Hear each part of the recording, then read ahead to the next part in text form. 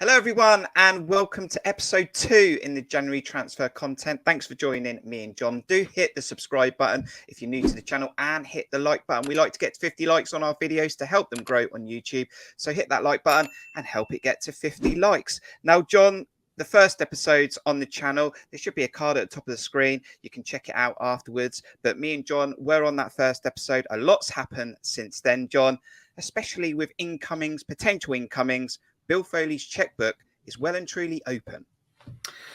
Yes, I mean, well, I suppose there's a lot more talk about potentials as well as things currently stand, with it being less than a week before the end of the transfer window, closing the transfer window. But it's 2 signings so far, 2 concrete signings that have been announced by the club at the time of recording. So, the checkbook is well and truly open at this point. Another big shout out, just like in episode 1, for a couple of our loan signings. James Hill continues to do well at Hearts and they're keeping more clean sheets. I think I'm correct in saying that. And also Jamal Lowe, I think, notched his first goal for QPR. So that's a goal and assist for Jamal Lowe. So a shout out for them. Very much still an AFC Bournemouth player. Now, let's have a little bit of fun before we talk about the Cherries. The Danjuma Show never fails to let us down, does it, John? Now, he was signed, sealed and delivered. Well, that's what Everton thought. Don't think he submitted his player form to the FA. Daniel Levy, Antonio Conte, 11th hour, decided to give him a call. However it happened, Danjuma said it was an opportunity he couldn't turn down. And as his Instagram potentially started to go that way, John, with Bournemouth fans, maybe it went back on the up because he's agreed to sign for Tottenham. I don't think he'll play many games for them. He's definitely not going to start every week. But I was happy to see him show a Tottenham shirt in his hands and he signed for Spurs. Yeah, that one was quite something. I remember just seeing that pop up yesterday, I think, or the day before, whichever one, that he just basically turned around on the motorway when he was probably on his way to Everton.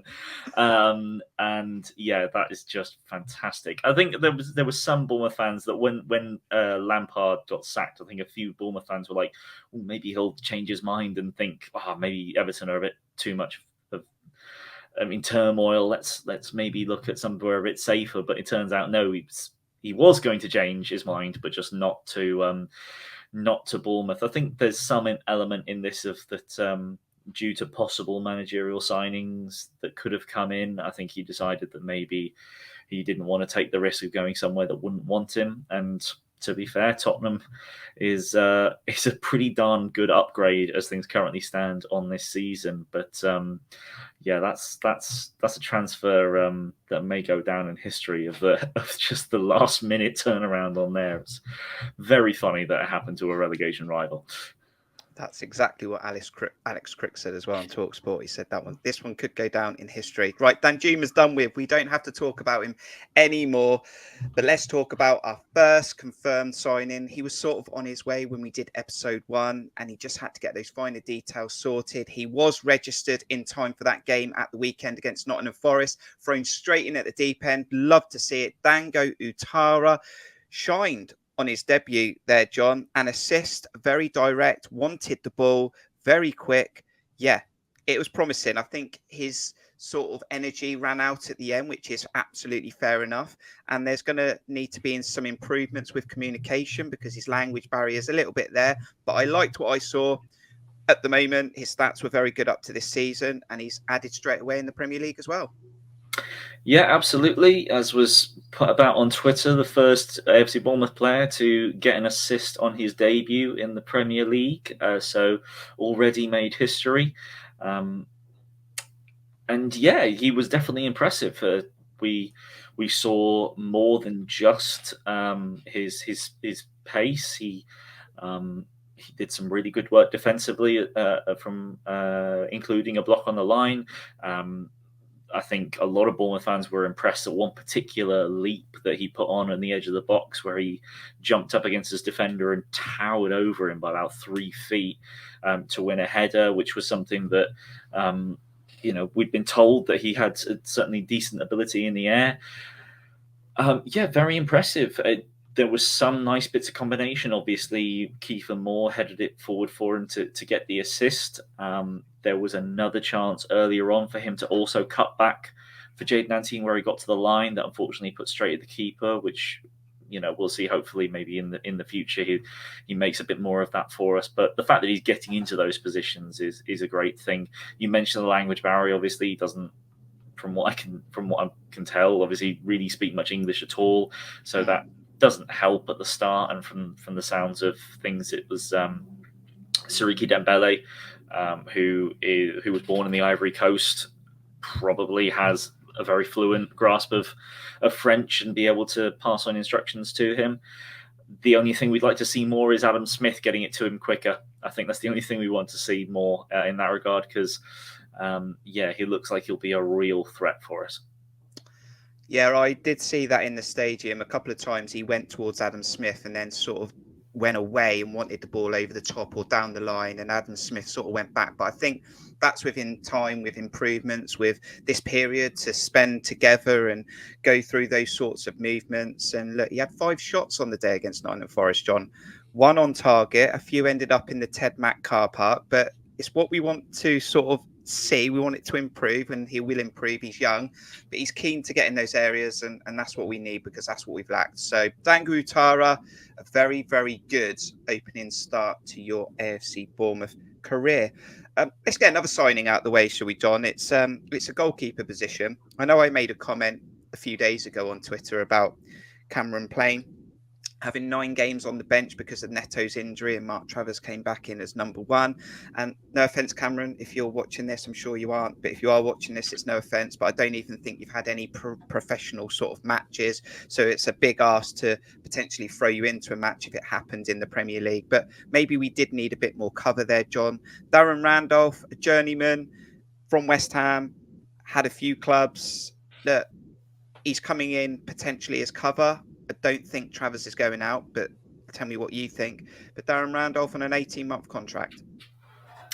I think it's just sensible business. I think, you mentioned Cameron Plain being on the bench, and, he's not really even our third choice. Will Dennis would have been our third choice previously, but obviously in order to make sure that we had, I think the one that was maybe a little bit, the ones that were up in the air for us in the first half of the season as to whether they would make the cut were Dembele and Lowe, and to make sure that we got them both in our 26-man squad, Will Dennis couldn't, we could only register 2 goalkeepers, and anyone under 21, as Cameron Plain is, he would come in as the third choice.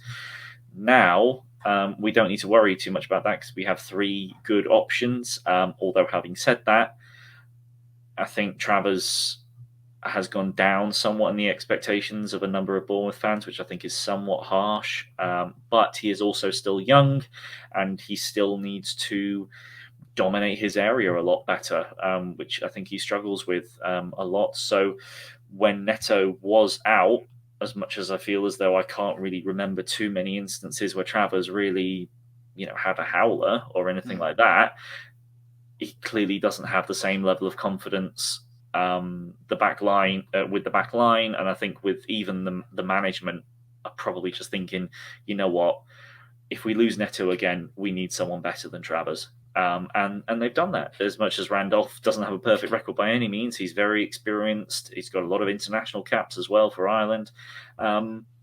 He's always felt just like a decent Premier League keeper. And while Neto has been very good, we want someone else to be able to provide backup in the event of another injury. And I think this is a sensible addition that doesn't really add too much to the wage bill. At least I would have hoped not. Obviously, he is an older player, so you never know. But just relatively cheap incoming and provides good cover. Where do you see him falling into this team, Darren Randolph? And just touching on Travers there, because I know I've had a few debates with people in whether Travers needs to go back out on loan in the Championship, or I'm not sure that's a smart move. I understand that also the counter argument to that, John, is that he'll be sitting on the bench, but I think he had such a good season last season. He's had a few of these moments where he's in and out of the squad. He had a full season pretty much as our goalkeeper. I still believe in him. I agree that he needs to work on a few things, like dominating his area, maybe being a little bit more vocal. But I still see him as the number 2, John. Do you see him as the number 2, or do you think potentially he might go out on loan? I think with Randolph coming in, I don't see Travers as the number 2 anymore. I see Travers as the number 3, and I also don't see him going out on loan. I think that, in the event, if you were to send Travers out on loan, and Neto or Randolph gets injured, you end up with exactly the same situation you mentioned before with Cameron playing on the bench. So I think I don't see us loaning out Travers. Will Dennis has obviously gone out on loan to Slough, with maybe a lower level below, I think, what he probably should be trying to get experience at. But I think with Neto coming in maybe even a little bit earlier than expected in his recent comeback from injury, I think it's pretty obvious that the management wanted something more as backup to Neto, and I do see Randolph as the second choice, and I think he will be taking his spot on the bench now rather than Travers. We will see at Brighton. So Darren Randolph is in. And another player that might have been in as we're recording this is Villarreal's Nicholas Jackson. Deal agreed, everything in place, on a plane, heading towards Dean Court. Failed medical, John. Now, this is a player that is exciting Bournemouth fans. Now, I wouldn't say his numbers are amazing, and he doesn't start many matches for Villarreal. Don't really know why, because Danjuma's gone out of Villarreal as well since the new manager's gone in. What are you feeling about this? Because it is a large amount of money, and some fans say it's not your money, what you're worrying about, and I absolutely get that as well. What I do like about it, I suppose, is the club have identified that there is a lack of pace in this team, which is absolutely good with Dango and Nicholas Jackson, and that we need to score goals, many goals, if we're going to have a chance in this league. Firstly, your thoughts on Nicholas Jackson, and how confident are you that this deal is still alive? Well, I have read the lovely piece on The Athletic that was done about Nicholas Jackson, or that was more about Southampton sort of being a bit too cautious with trying to get a deal done, and Bournemouth coming in, sweeping in with a good offer, and just going, and Villarreal accepting immediately. One of the things that came up in that article from Ahmed Shubal was that Southampton were a little bit more hesitant on the deal compared to Bournemouth, because they saw Jackson as one for the future, whereas what they really need is a goal scorer now. And Jackson is more of a winger that sort of, attacks with trickery, gets in, and gets forward and tries to get goals, but isn't an out-and-out goal scorer. I don't think his goal scoring stats are outstanding by any means, even for a winger. But like you mentioned, there is a very dire lack of pace in this team, really, in attacking positions. So I think it would be a very good signing. The worry is obviously this injury that's come up. I believe I read that it was a hamstring problem. Yeah. That players get signed when they're injured all the time, but if you're signing a player in January and you want him to have an impact, you don't want that hamstring injury to keep him out for another 4 months, and suddenly he plays 5 games. If he comes in, he needs to be having an impact. And if he's out for a month, then that's not really too bad. If he's out for 3, then that suddenly that puts a spanner in the works as to whether you're even going to go ahead with the deal and maybe just wait until the summer. But then again, if we're not in the Premier League, we're definitely not going to make this signing. So yeah, I'm really quite cautious on this at the moment, because, as I said, it really is sort of like, if he's got an injury, okay, how long he's going to be out for? That's the really important thing. And if we can't make a sensible deduction as to it's okay, we'll have him back in a month, we'll have him training, and he'll be on the pitch within 6 weeks, that's good. If it's longer than that, is there any point in shelling out £20 million for someone that's going to play 2 months worth of football when we are in desperate need of getting him on the pitch? I'm not, I'm very 50-50 on this one at the moment. Because the other thing with this one is that you're probably looking at Jayden Anthony with an almost man-of-the-match performance against Nottingham Forest, and starting to actually start for Gary O'Neill in this permanent head coach spell, that he's probably the one to miss out. And I think a lot of us are Jayden Anthony fans. I think he's the last one generally to walk off the pitch. And again, he's one of these fan favourites. But I wouldn't say Jayden Anthony's got that blistering pace. He's got that connection with Jordan Zamora. Yeah, and he's probably the one that's going to be battling it with Jackson if he signs. Yeah, absolutely. Although what I would say is that as soon as Tavernier comes back, I'd imagine Jaden Anthony out anyway, because Tavernier, as I've mentioned in a video before, is basically O'Neill's plan A, entirely in one player. As much as I think Ouattara does actually change that somewhat. Yeah, there's no doubt that if it was a straight shot between Anthony and Jackson coming in, you would imagine that Jackson is the one that would start. But as you mentioned, Anthony provides something different to your standard winger. He's much more of a playmaker from out wide and much more someone that's going to make a good pass with his feet as opposed to, jink past three players and fire a shot into the bottom corner. So, yeah, it's the competition is never a bad thing, and having different options that can do different things for you in each match is really important for a manager to be able to adapt his game plan. Let's see if Nicholas Jackson can get through a medical and become an AFC Bournemouth player. Now, a position that we've been short of in cover, in competition, it's definitely a position you've definitely highlighted a few times, John, and that is left back. We might be solving that with Matthias Vina in talks with Roma and the player. Loan deal agreed with potentially a buy option of about £15 million, I think, previously at Palmeiras, currently now at Roma. Not played many games this season, but for 44 appearances, 2 assists, 6 yellow cards. I think that's for like Palmeiras and 70 appearances for them. The stats are on the screen, John. He looks like a player that's aggressive.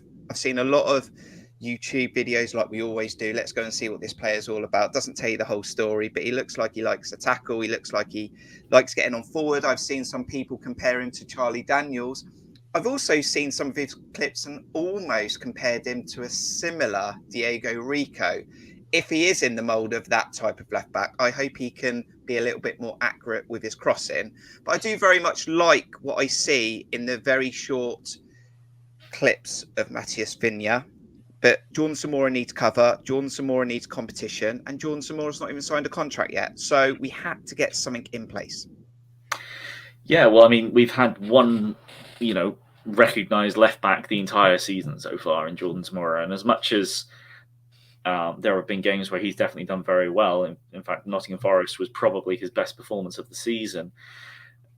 You need to provide competition. You need, in the case that he's injured, which he has had some niggles during the season, you need someone to come in and be able to have an impact. And then just generally, if you have someone that believes they're going to start every game regardless, you're not necessarily going to get the best out of him in training to then push him on to perform better in matches. So, yeah, all around, we just needed another left back. And, someone with very good top flight experience in one of the top 5 leagues in Europe, in, at a good age, 25, Vinya, then this is a good deal all round. I haven't yet gone through and looked up the 5 different YouTube videos. I'm sure you'll be able to. The rest of you have all done on Vineyard to find out what his crossing is like, what his passing, his tackling is like. But if he's played a good few matches for Jose Mourinho, then clearly he's got something about him. Admittedly, Mourinho has since benched him, so I do wonder what the hell's happened there. But when you've got someone that's got a decent pedigree in a position you desperately need more additions in, why not go for the best you can get? And starting it with a loan is very sensible. If we can stay up and there's an option to buy of around about £15 million, or whether that might be euros, which is both, in either case is still a good price. Sounds like a good deal all around. Yeah, so that one hopefully will go to plan. I reckon that potentially will go through by the weekend, but we'll have to keep an eye on it. Definitely a position we need to fill. I'm happy with that, to be honest with you. I think we've got a very good player in Jordan Zamora. Vinya can add something else to that, and I think we'll be all right. I think we'll be all right in that cover. So I'm okay with that. I'm okay with that. Another player that is on his way potentially to Bournemouth for a medical, and we're currently recording this on Thursday just to keep you up to date. Notifications are on, John, just in case something breaks as we're talking. We put a bid in for Semenyo a week ago. Bristol City declined, rejected. We moved on. Well, we thought we moved on, and we've gone back in again. And I think now can't be 100% sure, but I think it's around £9 million. There might be a few bonuses added into that as well. But Semenyo, who previously had already sort of agreed personal terms, so there should be no problems with this. Crystal Palace are also interested and have been interested, but it looks like the destination, John, is for AFC Bournemouth. Now, Semenyo looks like he's got some good numbers in the Championship. This season, more on the bench than starting, but speaking to a few Bristol City podcast fans that I know, they said that's mainly down to injuries, nothing else. It doesn't float my boat completely, John. I'm not going to lie. I think it adds pace again, those attributes that we're looking for. I think he's got a little eye for goal. Everyone's hoping he can be another Tavernier, and he might. I see the signing. I don't think it's breaking the bank. So I get the signing. I'm happy with the signing. I think it's okay. And also, worst case scenario, we don't like talking about the big R word. But if we fall into the Championship, it's another good player to have in our squad that can definitely help us in a promotion push. I get it. It doesn't make me overly excited. But he's a young player, again, that has potential. Yeah, exactly. He ticks the boxes of being still pretty young, showing you can do it in the Championship, having the potential to go higher. It doesn't break the bank in any way, really. It's quite cheap for a signing, particularly in the Premier League. And he's an attacker. Then we need, if I wouldn't say that he's an out-and-out forward, but he certainly does, find good spaces going forward. But at the moment, we essentially have two strikers in the team. So getting another one that can operate in that attacking space, likes to get forward and can have an impact, good all round. And like you said, worst comes to the worst, he's shown he can do it in the Championship, and I'm sure he'd fit right in. But yeah, 23, another younger player. And I quite like the signing. And I think when the club has clearly had their eye on this man for, well, at least a year. I mean, I'm sure that the rumours go back a fair way with Semenyo, and he clearly likes the move. If there was, as has been rumoured, he agreed personal terms before the situation was done with the club. Yeah, he sounds like he's well and truly looking forward to coming to the club, and I hope he has an impact, of course, as long as he doesn't pull a Danjuma. Yeah. And to be honest with you, I just want to get the deal done so we don't talk about Semenyo for another transfer window. So just get it out the way, and then we haven't got to keep going around in circles all the time. But this looks like it's a confident one, and looks like it's going to go through. Another attacking player coming through the door late in the window. Now, I haven't got stats for this next one, John, and it's a rumour. Let's put it in as a rumour for the moment. Nicolo Zaniolo is someone that Bournemouth are also very highly rated and in for. Another left-footed attacker, currently at Roma. Now, I think AC Milan are a club that want him, but only on loan, and I think he wants to go to AC Milan. Bournemouth apparently have offered £30 million with a package. Roma want that all day long. Zaniolo probably not completely convinced yet, and my understanding from the best journalists out there that cover Bournemouth is that it's going to be over to the player to decide. This might be a tough one for all of the money that Foley's got. Yeah, and this might be a tough one to sell as well. I think some people in the football YouTubing space that I respect the opinions of have said that this would be one of the most bonkers deals that they've ever heard of, as a player that is quite as highly rated as Zaniolo, going to a relegation-threatened team in the Premier League in Bournemouth. It would just fully show off the strength that the Premier League has in terms of finances that just basically every other European league can't compete with.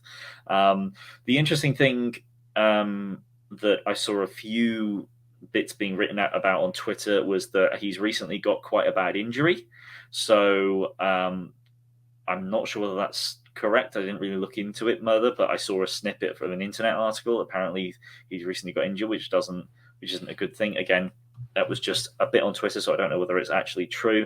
And then another person retweeting something from an Italian journalist that basically said, well, all this talk of Zaniolo to Bournemouth was actually being discussed like a week and a half ago, but it didn't get out. And the reason it didn't is because Zaniolo didn't want it getting out, because he thought it would affect his reputation that he was being linked to such a weak team in the Premier League.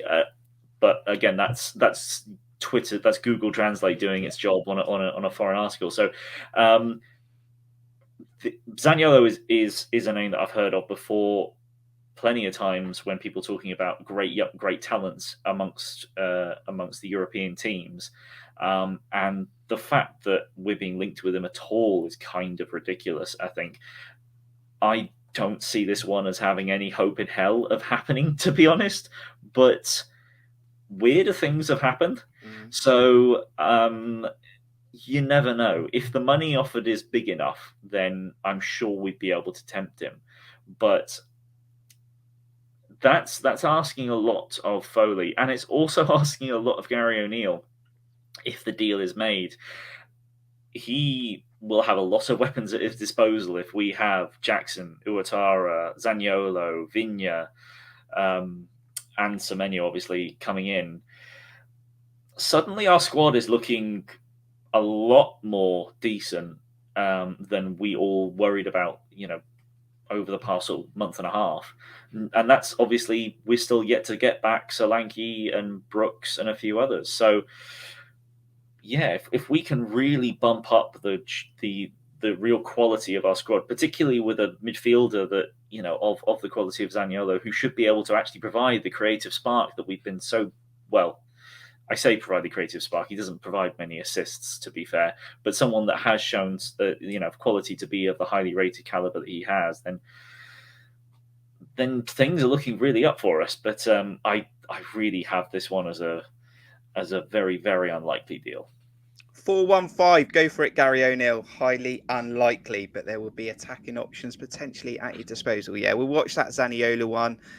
That will be interesting. But like John, I'll tell you what, yeah, it'd take a lot. I thought Danjuma would be a bit of a statement. If we got that one over the line, this would be even bigger potentially. Do let us know in the comments what you think about those players that we're talking about, the rumours, the done deals, the potential incomings: Dango Ouattara, Nicholas Jackson, Darren Randolph, Matthias Vina, Semenyo and Zaniolo. John, we're going to round up this episode 2. We're probably going to try and drop a transfer deadline day video, maybe live, maybe not, but do check out the content just so you can join us if we can.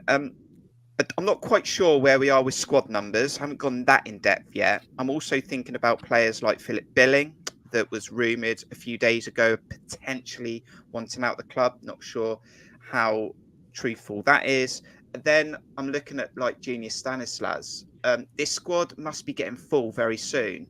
Is Junior Stanislas potentially going to not make this squad? I mean, he's barely been available for us anyway, but it is coming to my mind as we're sort of talking about these videos. I think that's a very strong likelihood that would be the case. When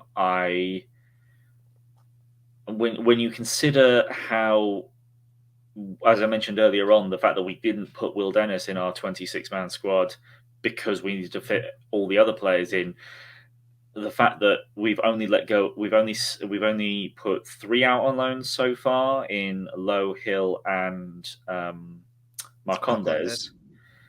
And at the moment, we've already brought in 2.